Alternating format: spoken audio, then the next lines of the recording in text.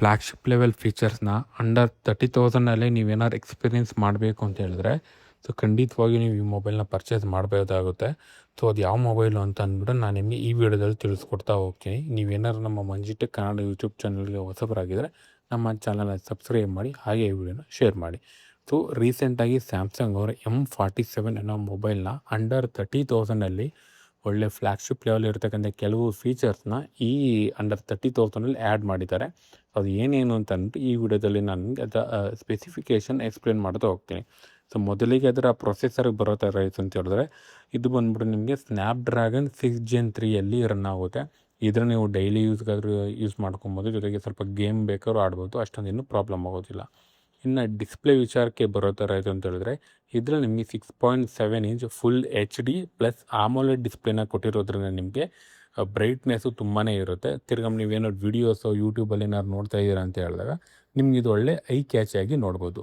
ಮತ್ತು ಇದರ ಜೊತೆಗೆ ಅಡಿಷ್ನಲಿ ನಿಮಗೆ ಗೊರಿಲ್ಲಾ ಗ್ಲಾಸ್ ವಿಕ್ಟಸ್ ಪ್ಲಸ್ನ ಇದರಲ್ಲಿ ಕೊಟ್ಟಿದ್ದಾರೆ. ಯೂಶ್ವಲಿ ಈ ಥರ ನಿಮಗೆ ಕೊಡೋದು ನಿಮಗೆ ಅಲ್ಟ್ರಾ ಸೀರೀಸಲ್ಲಿ ಕೊಡ್ತಾರೆ. ಈ ಅಂಡರ್ 30,000 ಈ ಥರ ಕೊಡೋದು ನಿಮಗೆ ಕಡಿಮೆ. ಇನ್ನು ರ್ಯಾಮ್ ವಿಚಾರಕ್ಕೆ ಬರೋತಾ ಇರೋದು ಅಂತ ಹೇಳಿದ್ರೆ, ಅಲ್ಲಿ ಟೋಟಲ್ 3 ರ್ಯಾಮ್ ವೇರಿಯಂಟ್ ಇದೆ. 6GB 128 ಅದು ನಿಮಗೆ 25,999 ಆಗುತ್ತೆ. 8GB 128 ಅದು ನಿಮಗೆ 28,999 ಆಗುತ್ತೆ. 8GB ಪ್ಲಸ್ 256 ನಿಮ್ಗೆ ಅದು 33,999 ಆಗುತ್ತೆ.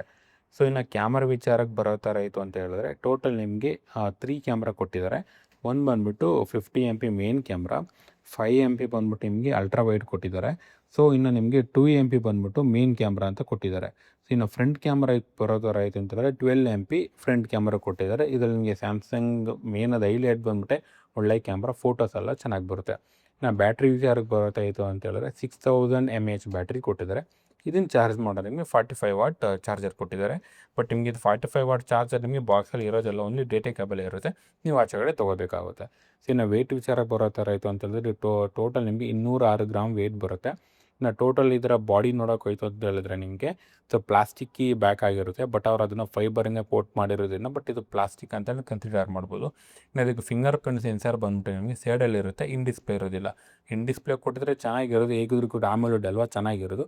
ಬಟ್ ಪರವಾಗಿಲ್ಲ, ಅಂಡರ್ ಈ ಪ್ರೈಸಲ್ಲಿ ನಿಮಗೆ ಈ ಥರ ಫೀಚರ್ಸು ನಿಮಗೆ ನೋಡೋದಕ್ಕೆ ಎಲ್ಲೂ ಕೂಡ ಸಿಗೋದಿಲ್ಲ. ನಾನು ಲಾಸ್ಟ್ ವೀಡಿಯೋದಲ್ಲಿ ನಿಮಗೆ ಹೇಳಿದ್ದೆ ನಾನು. ಸೊ ನೆಕ್ಸ್ಟು ಈ ಪ್ರೈಸಿಗೆ ನಿಮಗೆ ಇನ್ನೊಂದು ಮೊಬೈಲಲ್ಲಿ ನಾನು ಇದಕ್ಕಿಂತ ಚೆನ್ನಾಗಿರೋ ಫೀಚರ್ಸ್ ನಾನು ನಿಮಗೆ ಹೇಳ್ತೀನಿ ಅಂತ. ಒನ್ ಪ್ಲಸ್ಸಲ್ಲಿ ಲ್ಯಾಕ್ ಅಂದರೆ ಲ್ಯಾಂಕ್ ಆಗ್ತಾಯಿದೆ ಫುಲ್ಲು. ಇದರಲ್ಲಿ ಪ್ರೊಸೆಸರು ಅಷ್ಟೇ ಒನ್ ಪ್ಲಸ್ಸಲ್ಲಿ ಅಷ್ಟು ಚೆನ್ನಾಗಿರಲಿಲ್ಲ.